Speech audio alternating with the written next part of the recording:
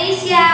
Nah, anak-anak, bagaimana kabar kalian pada hari ini? Apakah masih tetap semangat? Apakah kalian sehat-sehat saja? Jangan pernah bosan ya anak-anak ya dalam proses pembelajaran di rumah. Nah, doakan keadaan ini cepat kembali seperti semula sehingga kita bisa bertemu, bertatap muka di ruangan kelas.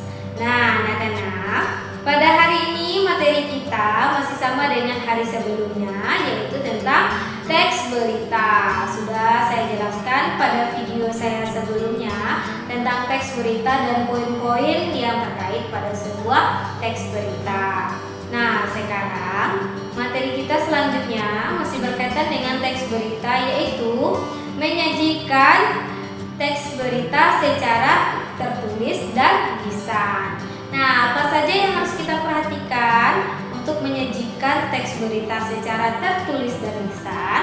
Yang pertama itu menentukan informasinya, menentukan inti informasi dari sebuah teks berita. Yang kedua, menyusun kerangka berita. Yang ketiga, mengembangkan kerangka berita.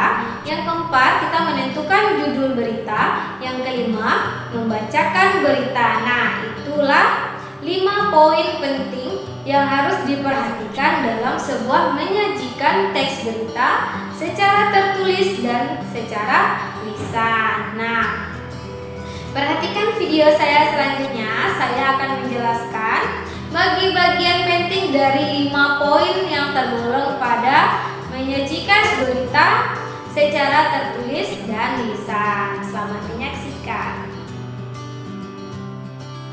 Nah, anak-anak, ini poin pertama pada materi menyajikan teks berita secara tertulis dan lisan, yaitu menentukan inti informasi.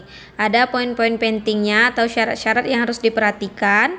Yang pertama itu ada faktual, yaitu informasi harus berdasarkan fakta. Yang kedua, aktual, yaitu informasi bersifat baru dan hangat. Yang ketiga, fungsional, yaitu bermanfaat bagi masyarakat.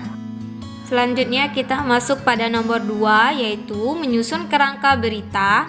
Harus memperhatikan unsur adik simba 5W 1H, yaitu apa, di mana, kapan, siapa, mengapa, dan bagaimana. Jadi unsur 5W harus kita perhatikan dalam menyusun kerangka berita. Selanjutnya, poin ketiga yaitu mengembangkan kerangka. Dalam mengembangkan kerangka berita, ingatlah struktur berita dimulai dari kepala berita, badan, dan kaki berita. Yang keempat, menentukan judul berita. Dalam menentukan judul yang baik harus memenuhi beberapa persyaratan. Yang pertama, akurat, jelas, dan singkat. Yang kedua, mencerminkan isi berita. Yang ketiga, menarik pembaca. Yang keempat, bermakna tunggal. Nah, itu pada poin keempat. Yang kelima yaitu membacakan berita. Dalam membacakan berita diperlukan lafal, intonasi, jeda, vokal, dan ekspresi yang jelas dan tepat. Tujuan akhir dari pembacaan berita adalah pendengar dapat mengerti informasi yang ingin kita sampaikan. Nah, sekian materi pada hari ini. Sampai berjumpa lagi di pertemuan selanjutnya.